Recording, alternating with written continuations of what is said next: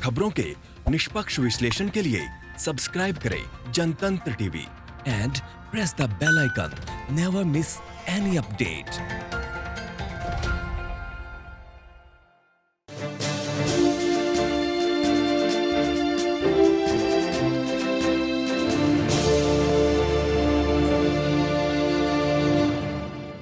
Break के बाद आपका फिर स्वागत है। कभी सोचा था कि सामने बैठ के राम मंदिर के सामने जब बनेगा तो आप उसके सामने साक्षी होंगे? सोच तो रहे थे, लेकिन इतनी जल्दी हो पाएगा ये कल्पना नहीं थी। लेकिन मोदी हैं तो मुमकिन है। आपने मोदी जी की तरह चाय बेची है, बहुत गरीबी देखी है, उस दौर के बारे में कुछ बताएंगे? देखिए, जीवन में मैं व्यक्तिगत तौर से यह मानता हूं कि गरीबी देखने का अवसर मिला है, और संयोग से जो मैं कभी सोच नहीं सकता था, जिस परिवार में पैदा हुआ, जिस परिस्थिति में जीवन यापन हो रहा था, और उसमें से राजनीति के अंदर मुझे आने का मौका मिलेगा और फिर कभी मैं देश के, दुनिया के सबसे बड़े प्रदेश का उप मुख्यमंत्री बनूंगा, इसकी कल्पना नहीं थी। लेकिन आज मुझे इस बात की खुशी होती, जब मैं अपने गरीबी के दिन याद करता हूँ तो मुझे गर्व होता है। जब पिताजी के साथ खेती में काम करते हुए किसान का बेटा होने के नाते जब मैं स्मरण करता हूँ तो मुझे गर्व होता है। और जब मैं समाज के बीच में जाता हूँ, चाहे गरीबों के बीच में जाऊँ, चाहे मजदूरों के बीच में जाऊँ, चाहे किसानों के बीच में जाऊँ, तो मुझे लगता है कि यह जो जीवन कठिनाई का जो भी लोग जी रहे हैं वह जीवन मैंने जिया है, और उनकी वास्तविक जो परेशानी है उसको मैं महसूस कर पाता हूँ। और देश के आदरणीय प्रधानमंत्री जी माननीय नरेंद्र मोदी जी ने जो तमाम गरीब कल्याण की योजनाएं, किसान कल्याण की योजनाएं, मजदूर कल्याण की योजनाएं जो चलाई है, अगर जीवन में कोई व्यक्ति गरीबी का पक्ष देखा होता है, मजबूरी का पक्ष देखा होता है, किसान के नाते जो दुख और दर्द होता है उसको समझा होता है, तो उस प्रकार से जब कोई अवसर मिलता है तो व्यक्ति काम कर पाता है। इसीलिए आज एक अच्छे से अच्छे काम करके गरीब कल्याण के मोदी जी देशवासियों के हृदय सम्राट हैं, और मैं उन्हें अपना आदर्श भी मानता हूं। और मुझे भी उस प्रकार के गरीबी के बैकग्राउंड से निकल करके राजनीति के क्षेत्र में काम करने का अवसर मिला है। मैं भी कोशिश करता रहता हूं कि अगर कोई गरीब, कोई किसान, कोई मजदूर, कोई ज़रूरतमंद, कोई अपनी समस्या लेकर के आता है तो पूरी ताकत लगाता हूं, पूरी कोशिश करता हूं कि मैं उसका समाधान करूं, और उसके चेहरे के अंदर जो एक दर्द लेकर के आता है उसको एक मुस्कुराहट दे सकूं, उसको एक प्रसन्नता दे सकूं, उसकी समस्या का समाधान कर सकूं। आप गरीब रहे हैं, आप किसान रहे हैं, आपके पास दो महत्वपूर्ण विभाग है, एक रोड का है, दूसरा फूड प्रोसेसिंग का है, तो कितना फायदा मिला है पुरानी किसानी का, एक्सपीरियंस का? और इस नहीं, बहुत फ़ायदा मिला है। और सबसे बड़ी बात यह है कि जैसे सड़कों के मामले में यह मेरा पक्ष नहीं रहा है, अगर मेरा बैकग्राउंड आप देखें, लेकिन मैं गांव से निकल करके आता हूं, गरीबी से निकल करके आता हूं, तो मुझे लगता था, जैसे अब पिछली सरकार के समय श्री अखिलेश यादव जी कहते हैं हमने एक्सप्रेस वे बनाया, बहुत अच्छा है। मायावती जी भी कहती थी हमने एक्सप्रेस वे बनाया, बहुत अच्छा है। लेकिन एक्सप्रेस वे बनाते समय अगर हम उन गरीबों का ध्यान नहीं रखेंगे, जो उत्तर प्रदेश की 80% लगभग आबादी है, गाँव का ध्यान नहीं रखेंगे, एक्सप्रेस वे बना दिया और गाँव के लोगों को उस एक्सप्रेस वे के सर्विस रोड तक भी आने की सुविधा नहीं दिया, तो इसका मतलब आपको गरीबों का, किसानों का, मजदूरों का ध्यान ही नहीं है। और मैं जब इस विभाग का मंत्री बनकर के दायित्व मिला तो मैं देखने चला गया एक्सप्रेस वे को, और देखने गया तो मुझे दाहिने बाएं दोनों ओर गांव तो दिख रहे थे, लेकिन गांव के लोगों को एक्सप्रेस वे के सर्विस रोड तक भी आने की सुविधा नहीं दिख रही थी। तो हमने विभागीय स्तर पर फैसला लिया कि जब तक हम 5 किलोमीटर दूरी तक के जो एक्सप्रेस वे के दाहिने या बाएं गांव हैं 250 तक की आबादी वाले, उनको मुख्य मार्ग से नहीं जोड़ देंगे, तब तक हम उत्तर प्रदेश जैसे, जिसमें 80% से अधिक की आबादी गांव में रहती है, उसकी सेवा करने का जो हमें इतना बड़ा जनादेश मिला है वह हम न्याय नहीं करेंगे। इसलिए हमने यहीं से शुरुआत की। पहले एक्सप्रेस वे, फिर हम 7 मीटर चौड़ी, चाहे वो हमारे ODR हों, MDR हों, स्टेट हाईवे हों, नेशनल हाईवे हों, सबके मतलब दोनों ओर इस तरह से 250 तक की आबादी, 5 किलोमीटर अंदर तक के गाँव को मुख्य मार्गों से जोड़ने के लिए हमने लगभग 1,500 करोड़ रुपए खर्च किए। और आज लोगों को मुख्य मार्ग में आने के लिए इस बात की खुशी होती है कि एक्सप्रेस वे में तो जो गरीब है गांव का वो तो चल नहीं सकता, क्योंकि उसकी उस ज़रूरत ही नहीं है। लेकिन जब वो सर्विस रोड तक पहुंचता है तो वो हमें आशीर्वाद देता है कि नहीं, हमारा ध्यान रखा गया। हर्बल रोड के बारे में बहुत सोचा आपने, प्लास्टिक रोड के बारे में बहुत सोचा, तो कितना प्रगति पे है ये चीज़ है? देखिए, हमारा प्रयास ये रहा है सदा कि जब कोई दायित्व मिला है उसमें कुछ नया किया जाए। तो हर्बल रोड या व्यक्ति के लिए नहीं होता, ये समाज के लिए होता है, ये देश के लिए होता है, संपूर्ण पर्यावरण के संरक्षण के लिए होता है। तो हर्बल रोड का पर्पज़ ये थी, पीडब्ल्यूडी के पास सड़कें तो हैं, सड़क के किनारे दोनों तरफ ज़मीनें भी हैं, खाली पड़ी हैं, लोग कब्जे भी करते रहते हैं, और हमारे पास मैन पावर भी पर्याप्त है। वो सब खाली बैठी थी पिछले 10-12 वर्षों से, 15 वर्षों से कोई उनको पूछने वाला नहीं था, केवल सरकारी खजाने से उनको वेतन जरूर जाता था। हम लोगों ने उसको समीक्षा किया, समीक्षा करने के बाद ये तय किया कि उत्तर प्रदेश के सड़कों के किनारे हम हर्बल रोड का भी विकास करेंगे, जो औषधि वृक्ष होते हैं उनको लगाएंगे, चाहे वह दवाओं को बनाने के लिए काम में आवें, चाहे नीम के वृक्ष लगा दो तो नीम भी अपने आप में। अभी तो हमने ये भी फैसला किया है कि गिलोय, जो अभी कोरोना काल में बहुत एक लोगों की ज़रूरत बन गई कि वो सारे जो संकट हैं कोरोना के उससे मुक्ति दिला सकता है, तो नीम लगाओ, नीम के अंदर गिलोय लगाओ, यह भी अभी हमने निर्देश दिया, उस पर भी कार्रवाई आगे बढ़ी है। हम जल संरक्षण की दृष्टि से वाटर रिचार्जिंग की दिशा में भी काम करने के लिए निर्देश दिया है। प्लास्टिक पर्यावरण का बहुत नुकसान करता है, तो उस प्लास्टिक को कैसे हम एकत्र करके वो नगर निगम को या गांव पंचायतों को सबको सहयोगी बना करके और फिर उसको कैसे हम सड़क बनाने में उस प्लास्टिक का उपयोग कर सके, इसके लिए भी हमने अभियान चलाया है। और मॉडल के तौर पर हर मंडल में हमने ऐसा कहा है कि कुछ सड़कों का निर्माण किया जाए और जो स्थानीय मीडिया के लोग हैं, समाज के लोग हैं, उन सबको लाके दिखाया जाए। इसी प्रकार से हम लोगों ने शिक्षा के क्षेत्र में बच्चों को उत्साहित करने के लिए डॉक्टर APJ अब्दुल कलाम गौरव पथ, जो बच्चा टॉपर हुआ टॉप 20 में, यूपी बोर्ड का हो, CBSE बोर्ड का हो, ICSE बोर्ड का हो, उसके घर तक की सड़क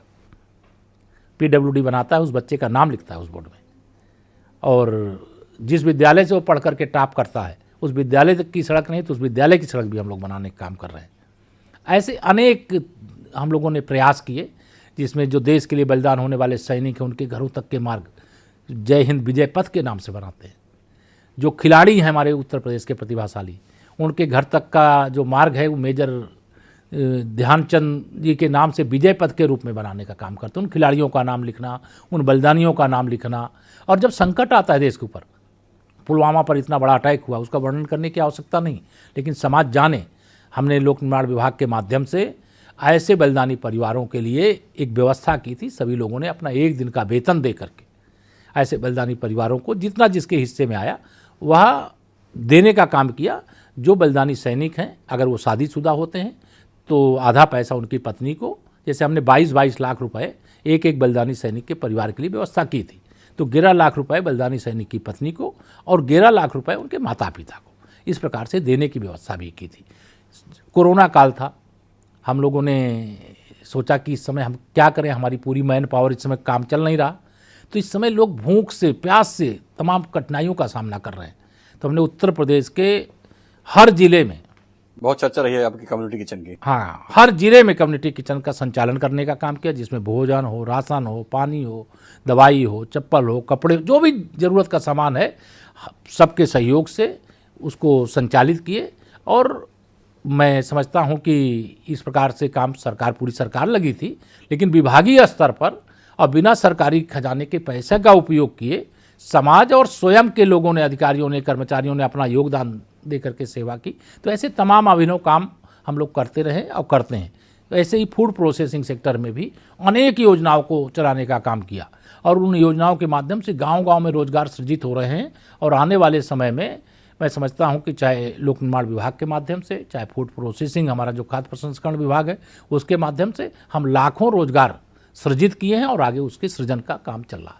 किशोर जी, कहा जा रहा है कि उत्तर प्रदेश सरकार में अफसरशाही हावी है, मंत्री नाराज हैं, विधायक नाराज हैं, आपका क्या कहना है? देखिए, लोकतंत्र है और लोकतंत्र में कोई नाराजगी और प्रसन्नता या कुछ किसी के भी द्वारा कुछ हो सकता है, मैं इससे इनकार नहीं करता हूँ, लेकिन ना अफसरशाही हावी है, ना किसी की उपेक्षा हो रही, ना होने दी जाएगी। और उत्तर प्रदेश की जनता के हित में जितने अच्छे से अच्छे काम 3.5 वर्ष के इस कार्यकाल में हम लोगों ने मुख्यमंत्री योगी जी की अगुवाई में किया है, मैं दावे से कहता हूं कि 15 वर्ष की सपा बसपा की सरकार में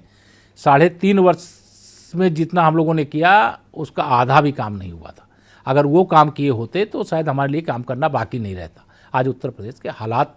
सभी क्षेत्रों में बहुत सुधार हुआ है, चाहे विकास का क्षेत्र लेंगे, किसान का क्षेत्र लेंगे, कानून व्यवस्था का क्षेत्र लेंगे, निवेश का क्षेत्र लेंगे, मतलब किसी भी क्षेत्र में, सिंचाई के क्षेत्र में लेंगे, जिस भी क्षेत्र में आप नज़र डालेंगे, गरीब कल्याण के, किसान कल्याण के कार्यक्रम लेंगे, तो सभी क्षेत्रों में उत्तर प्रदेश ने रिकॉर्ड बनाने का काम किया। कितने नंबर देते हैं योगी सरकार को? 4 साल हो गए, लगभग 4 साल पूरे होने वाले हैं, अब चुनाव मोड में चले जाएंगे अगले साल। देखिए, मैं यह मानता हूं कि अभी अपने आप तो कोई नंबर नहीं देता है, लेकिन मैं, आप सवाल कर रहे हैं, इस सवाल के जवाब में ज़रूर कह रहा हूं कि अगर 100 में से 100 नंबर देना हो तो मैं तो ये कहूँगा कि योगी जी के नेतृत्व में 100 में से 100 नहीं, 110 नंबर देना चाहिए, क्योंकि हमने रात दिन परिश्रम किया है और जनहित में अच्छे से अच्छे फैसले लिए हैं, अच्छे से अच्छे काम किए। आपने अक्सर कहा है कि 25 साल तक विपक्ष का कोई नेता मोदी जी के सामने नहीं खड़ा हो पाएगा, क्या अभी भी लगता है आपको? देखिए, एक बात आप ध्यान रखें कि माननीय नरेंद्र मोदी जी तो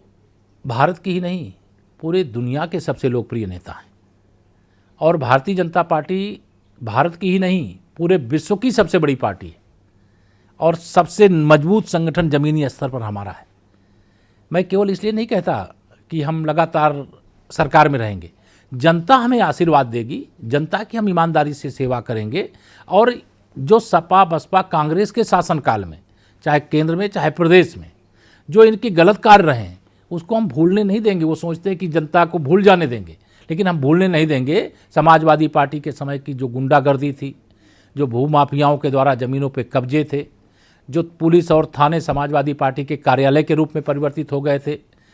जो जिलाधिकारी को अपने विवेक से कोई काम करने की छूट नहीं रह गई थी, जिले का कप्तान वही करता था जो समाजवादी पार्टी का वहाँ का नेता चाहता था। तो ये जो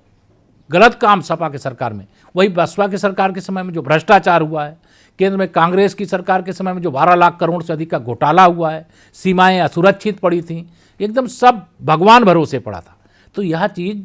जनता ना भूले, इसके लिए हम निरंतर अपने जो काम कर रहे हैं उसकी भी जानकारी देते हैं, और जो उन्होंने काम करना चाहिए नहीं किया है उसकी भी जानकारी देते हैं। इसलिए हमें भरोसा है कि केंद्र में और प्रदेश में अभी लगातार आने वाले बहुत लंबे समय तक भारतीय जनता पार्टी को 25 साल भी हो सकता है, वो 30 साल भी हो सकता है, वो 40 साल भी हो सकता है, ये जनता के आशीर्वाद, कार्यकर्ता के परिश्रम और अपने जो सरकार के माध्यम से काम के आधार पर ये दावा मैं करता हूँ। आपको कोरोना हुआ, आपने बहुत कोरोना के लिए काम भी किया, कम्युनिटी किचन भी चलाया, आपका एक नारा भी था कोई भूखा न रहे। तो अब कोरोना के बाद आप वापस ठीक होके आए हैं, तो कोई संदेश ऐसा देना चाहते हैं? निश्चित तौर से मैं अपने प्रदेशवासियों को और देशवासियों को, जो भी जहाँ है, उन सब के लिए इतना ही आज मैं कहना चाहूँगा कि मेरे भाइयों बहनों, मेरे पिता समान बड़े बुजुर्गों, मेरी सम्मानित माताओं बहनों, मैं सबको निवेदन करना चाहता हूँ कि कोरोना, निश्चित तौर से उससे मैं भी संक्रमित हुआ हूँ, आप भी संक्रमित हुए हैं, लेकिन कोरोना का डर जैसे लोगों के मन से निकलता चला जा रहा है और लोग असावधानी कर रहे हैं, तो मैं अपील करना चाहता हूँ, हाथ जोड़कर अपील करना चाहता हूँ, कोरोना अभी भारत छोड़ करके, दुनिया को छोड़ करके विदा नहीं हुआ है। जो सावधानी हम कोरोना के आने से पहले शुरू किए थे, वह सावधानी हमें आज भी रखनी है। यह सही है कि इस समय पहले लॉकडाउन था, अब अनलॉकडाउन है, कई प्रकार की सेवाओं को शुरू करने की छूट भी दी गई है, लेकिन इसके बाद भी कोरोना को पूरी गंभीरता से लेना चाहिए। मैं कामना करता हूं, भगवान से प्रार्थना करता हूं कि हमारे प्रदेशवासी, हमारे देशवासी कोरोना संक्रमण से सुरक्षित रहें और किसी को किसी भी प्रकार की जनहानि ना हो, और अगर किसी को संक्रमण हुआ है तो भगवान से प्रार्थना वो जल्द से जल्द स्वस्थ हो, जल्दी से जल्दी वैक्सीन आए और जल्दी से जल्दी वैक्सीन देशवासियों को प्राप्त हो जाए और कोरोना से भारत मुक्त हो जाए, यही कामना करता हूँ। आप बहुत व्यस्त रहते हैं, इसलिए आखिरी सवाल, आपको क्या लगता है कि उत्तर प्रदेश में जो आने वाला चुनाव है, विधानसभा चुनाव लगभग हमें लगता है कि अब शुरू हो जाएगा, कितनी सीटें मिलेंगी दोबारा से? देखिए, एक बात मैं पहले भी कहा हूँ, शुरुआत में भी आपके लगभग ऐसे ही सवाल थे। 2014 से जो विजय अभियान के लिए उत्तर प्रदेश की जनता का हमें आशीर्वाद प्राप्त हुआ, हमारे कार्यकर्ताओं ने परिश्रम की पराकाष्ठा करने की शुरुआत की। 2014 के बाद 17 के चुनाव में लोग आलोचना करने लगे थे, समाजवादी पार्टी केंद्र सरकार की योजनाओं को यूपी में लागू नहीं होने देती थी, लेकिन इसके बाद भी हमने रिकॉर्ड विजय प्राप्त की। सपा बसपा ने गठबंधन कर लिया 2019 के लोकसभा चुनाव में।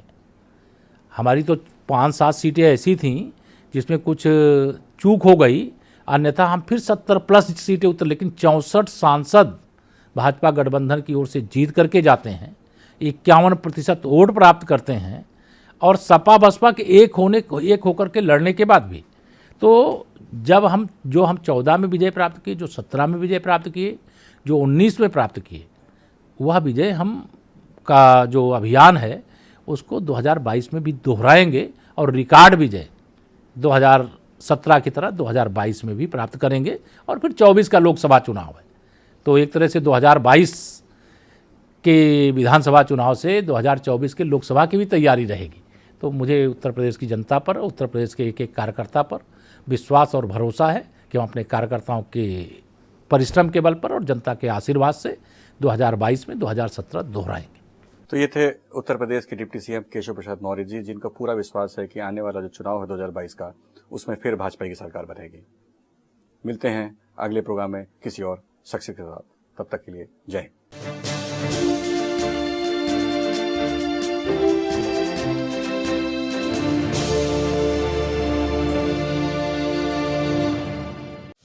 खबरों के निष्पक्ष विश्लेषण के लिए सब्सक्राइब करें Jantantra TV and press the bell icon. Never miss any update.